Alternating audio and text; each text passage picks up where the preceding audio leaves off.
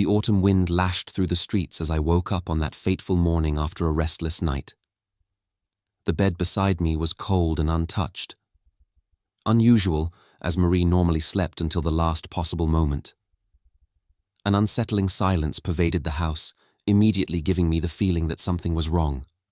In the kitchen, I found the letter, neatly folded beside the Italian designer vase she had bought last week, despite our strained finances. My hands trembled as I read the familiar flowing letters.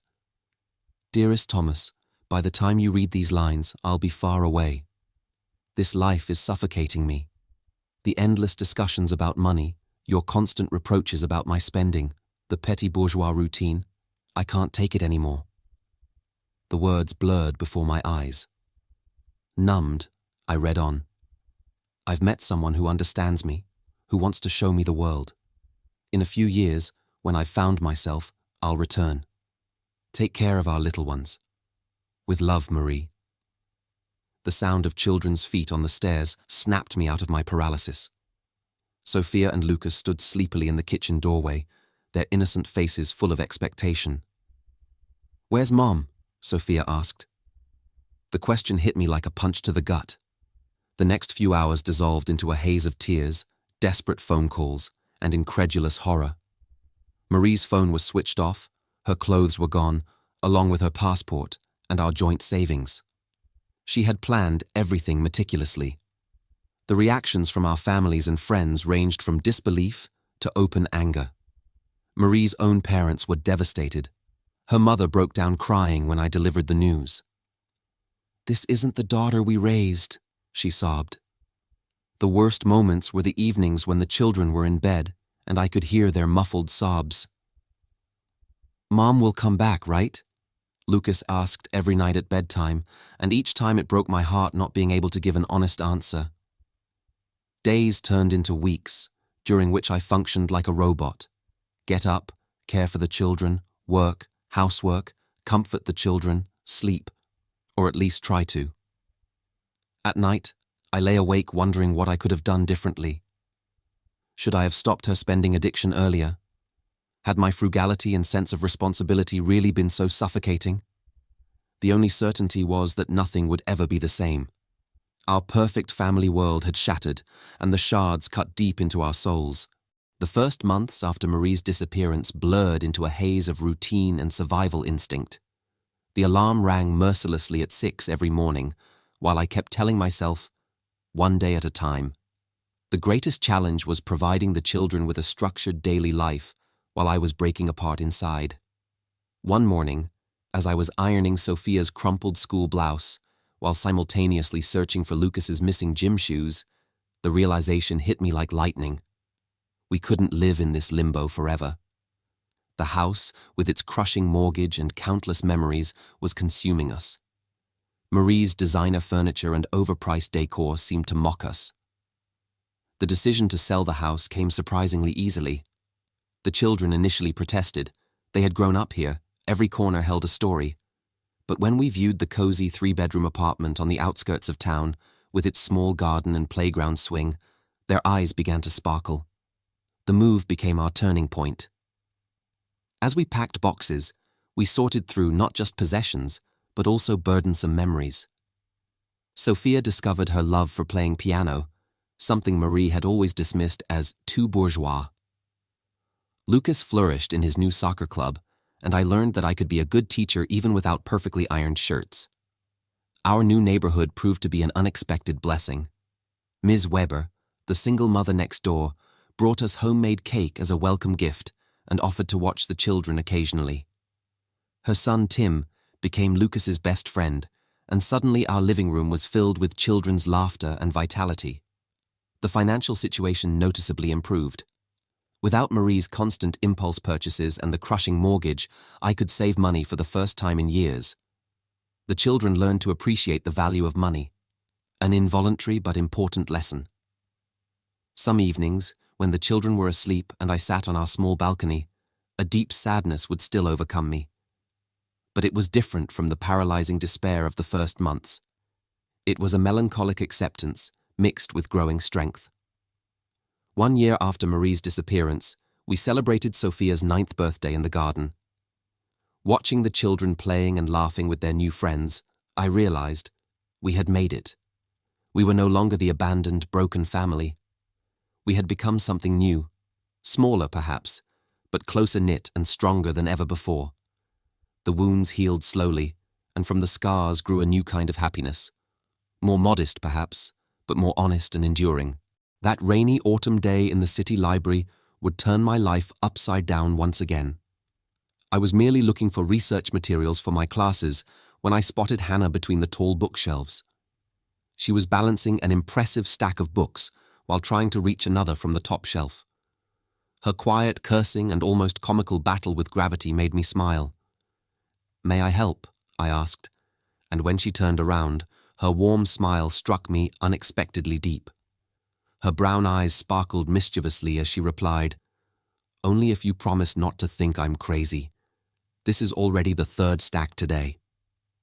What began as a brief conversation about literature evolved into a 3-hour exchange of thoughts in the small library cafe. Hannah was so different from Marie. Down to earth, intelligent, with a contagious enthusiasm for life's simple pleasures. As a librarian, she lived for stories, but not for the superficial glamour that Marie had always sought. Our first proper date happened amid children's sneakers and homework supervision. Hannah came for dinner, brought homemade cookies, and won my children's hearts in an instant. She helped Sophia with her book report and listened to Lucas showing off his soccer medals with genuine interest that couldn't be faked. The following months were like a careful dance.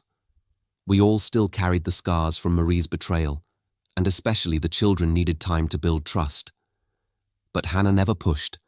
She was simply there, steady, patient, and full of understanding.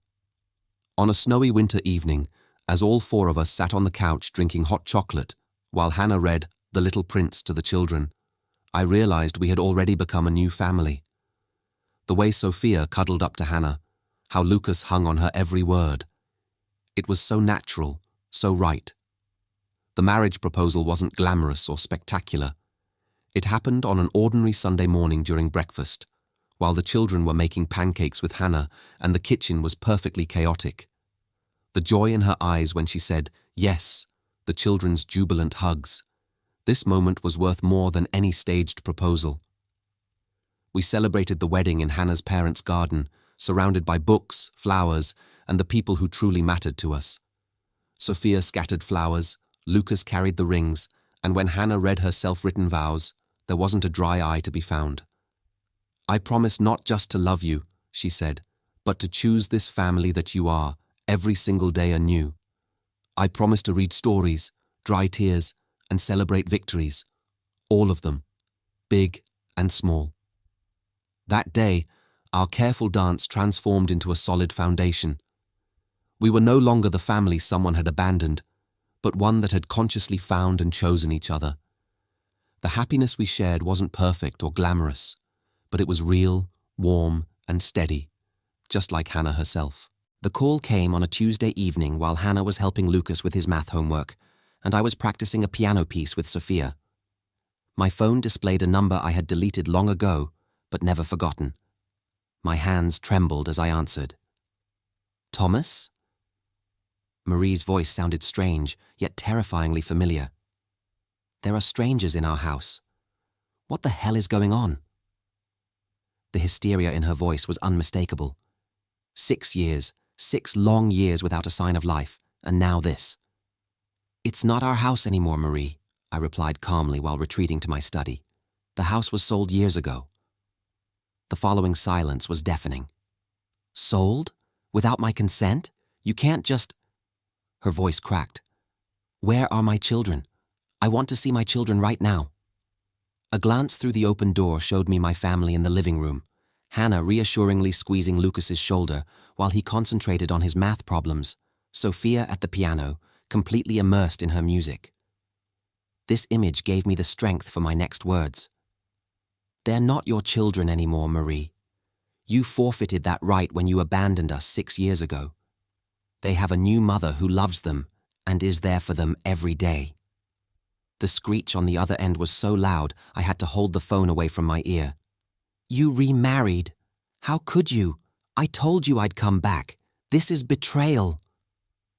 A bitter, ironic laugh escaped me. "Betrayal?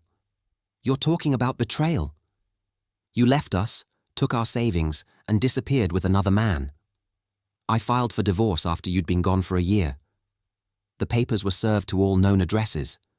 You never responded, so the divorce was granted in absentia." "This can't be." Her voice now sounded panicked. "I'm coming over right now. Give me the address." "No, Marie. You're not coming here. This is our home. Mine, Hannah's, and the children's. If you want to take legal action, do it through a lawyer. But I warn you, you'll lose. The children won't want to speak to you, and no court in the world will side with you after 6 years of absence." I heard her sobbing, but it no longer affected me. "You can't just—" "Yes, I can," I interrupted. "You left us, Marie. We moved on without you. We're happy. Leave us in peace." With trembling hands, I ended the call. When I returned to the living room, Hannah looked at me questioningly. I just nodded briefly and sat back down at the piano with Sophia. The storm would come, I knew that. But this time, we were prepared. This time, we were strong. The weeks following Marie's call turned into a state of war. Each day brought new messages, threats, and manipulation attempts. She appeared at my school, tried to intercept the children, and terrorized our families with endless calls. Her desperation turned into obsession. The turning point came when she showed up one afternoon outside Sophia's music school. My daughter, now 14, recognized her birth mother immediately, not from memory, but from old photographs. What followed was a scene forever etched in my memory. "Sophia, darling," Marie called with open arms. "Finally, it's me, your mama."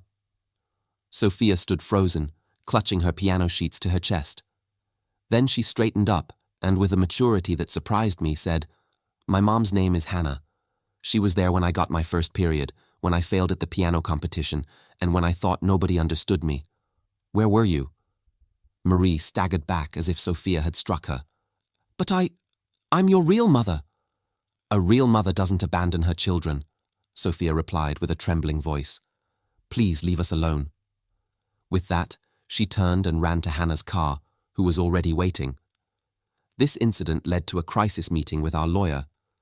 He presented a restraining order prohibiting Marie from contacting the children. The evidence was overwhelming. 6 years without any contact, no child support, no birthday cards, nothing. Lucas, who had been silent until then, requested to speak with the lawyer. "I want to change my name," he stated firmly. "I want to take Hannah's surname, like Sophia already has." His decision was like the final nail in the coffin of Marie's hopes. Marie's final letter came through her lawyer. She wrote about betrayal, about a conspiracy against her, about stolen maternal love. But between the lines, I read something else.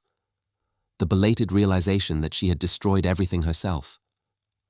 Her last words were a mixture of threat and desperation. "One day you'll regret excluding me. One day you'll understand that I was just seeking freedom." Hannah found me late that evening brooding over this letter. Wordlessly, she sat beside me, holding a cup of tea. "You know," she said softly, "sometimes freedom isn't what we seek in the distance, but what we create at home." That night, I burned the letter in the fireplace. As the flames consumed the final words, I felt something release. Marie would always be part of our history, but she was no longer part of our future. Today, a year later, Hannah and I are expecting our first child together. Sophia is already practicing lullabies on the piano, and Lucas has taken down his soccer posters to make room for a crib. We're not perfect, but we're real. We're a family that chooses each other every day, grown from pain and built on love. The freedom Marie so desperately sought in the distance, we found in the small moments. During family breakfasts, at Sophia's piano recitals, at Lucas's soccer games, and in quiet evenings together on the couch. This is our story. a tale of loss, healing, and the power of love that comes not through blood, but through choice.